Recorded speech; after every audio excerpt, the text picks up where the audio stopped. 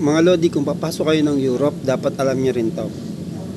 Yung ating AWS, yung American Welding Society, na ginagamit natin sa Pilipinas, tinuturo din niya sa atin sa mga technical school, sa mga welding school, TESDA, na yan ang ating standard, no? Pero pagdating dito sa Europe ay iba na ang standard, no? So ano ba yung mismong difference ng dalawa pagdating sa mga symbols? So dito sa drawing may papasilip ako sa inyo na mga ilang difference ng dalawa, at importante rin ito para sa mga welders and welder fabricator. So mas maigi na alam nyo rin to dahil pinaka-guide nyo rin to pag nagtrabaho na kayo dito sa Europe. At bakit naman kailangan mo rin maintindihan o bakit kailangan mong malaman yung pagkakaiba ng dalawa? Kasi kapag nagwe-welding ka na at mga welding symbols na lang ang sinusunod mo at mga instruction dun sa drawing, pwedeng magkamali ka ng pagwe-welding kung hindi mo ito naiintindihan. Dito mga Lodi, ayan, papalakihin ko. Papalakihin natin. Okay. So hahanap tayo ng isang part na pwede kong ipakita in actual, tapos pwede ko rin para hindi kayo masyadong malito, ano? Pagdating mga Lods dito sa welding symbols ng ENISO, dito arrow side yan. Okay?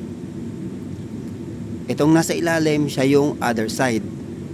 So napakalinaw naman yung makikita kung tutuusin. Ilalapit ko.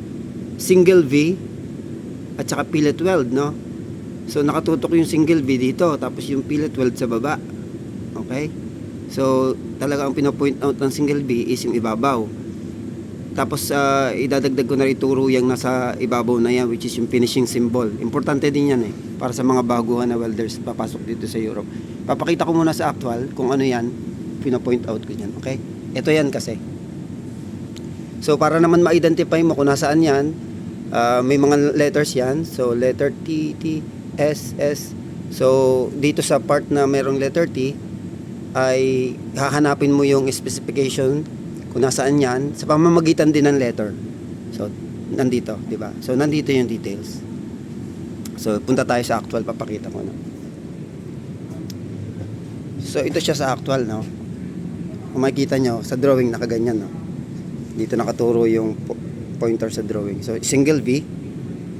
So ibig sabihin siya yung weldingin, no? Sa kabila niyan is fillet weld, walang bevel. So ganyan dito sa ENISO standard na sinusunod natin is tandaan nyo ulit, itong nasa ibabaw is arrow side, okay? Sa ilalim is other side. Baliktad talaga siya pagdating sa AWS, okay? Isa pa, yung ating welding size dito na ginagamit is A4, A5, A6, okay? Ang measurement niyan is millimeter. Sa AWS is pwedeng millimeter, pwede rin na inch. So makikita nyo mga 1/4, 1/8 sa AWS, okay? Tapos magkaiba rin sila kung paano kinuha yung ating sukat ng welding. So ipapaliwanag ko rin kung paano nila kinukuha yung sukat ng welding sa AWS at sa ISO. Okay? Dito gawin natin itong blackboard. So sa AWS, kung meron tayong fillet weld, okay? Fillet weld natin yan. Ito yung welding. Okay? Sa ating AWS, kapag ito AWS, okay? Kung halimbawa na fillet weld, okay? Fillet weld tinuturo. Bale sa AWS, ito is yung kabila, okay? Yan, ganyan. Sa AWS yan, ha guys, ito AWS, okay? Tapos nakikita mo dito yung mga size, no? Minsan nandito sa unahan. Pagdating naman sa ENISO o dito sa Europe, gawa ulit tayo ng isang mawala yung sulat ng natin. Ayan. Okay? Ito ISO to ha. Sa EN. Sa fillet weld. Okay? May size dito, A4. A4. Okay? Itong nasa ibabaw guys, siya yun. I-weldingin nyo. Itong nasa ilalim, siya yung sa kabilang side. Okay? Minsan may bilog pa yan dyan. Kapag ang plate na to ay mahaba, yung nasa baba. Kapag sasaraduhan nyo yan. Okay? So, yun guys ang sinasabi ko. Ang kaibahan nila is, yung nasa ibabaw ay weldingin mo sa ISO. Yung nasa ibabaw sa WS ay yung kabilang side. So, totally different, no? Tapos punta naman tayo sa ating measurement ng drawing kung paano nila kinukuha yung welding size. Okay? Ito yung welding natin. So, sa European, mga lods, ang ating pagkuha ng welding size is ito. Okay? Dito. Yan. Ito yung tinatawag na throat. So, kung meron tayong sukat na A4 sa ating fillet weld, no?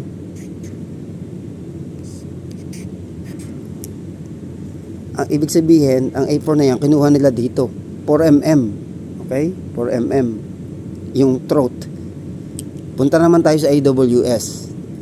Okay? Ang AWS naman, dito nila kinukuha yung sukat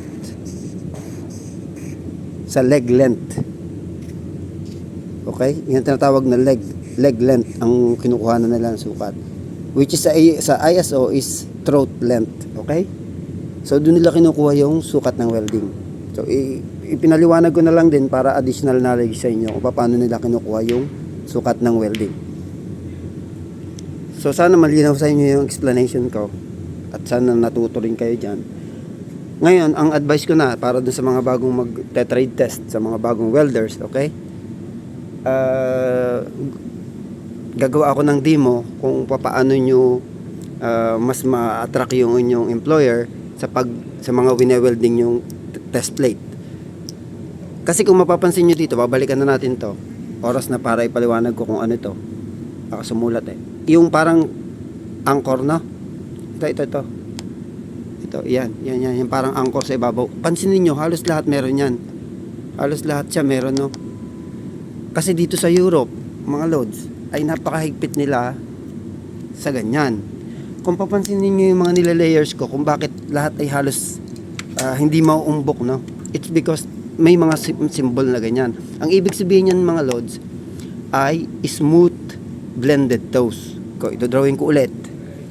Para ito sa mga baguhang magte-test, okay?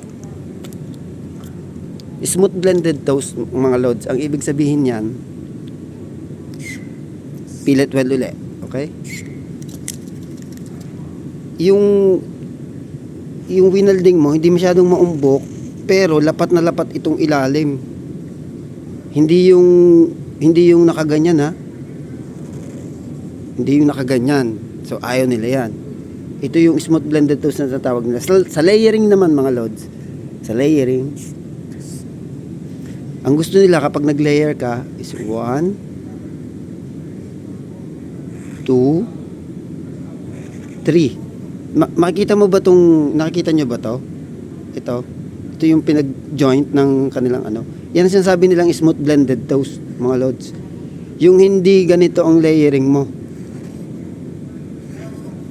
Okay? Hindi nila masyadong gusto yung ganyang layering. Ang gusto nila, kapag nag-layer ka, ulitin natin dito, is ganyan. Okay? So, sana naintindihan nyo rin. Ano? So, gagawa naman ako ng demo para doon sa gusto nilang appearance naman ng welding. Okay? Yung appearance, dalawa yan. Isang solid visual appearance at saka isang hindi solid visual. Okay? Yung appearance. So, papakita ko kung ano yung hindi solid.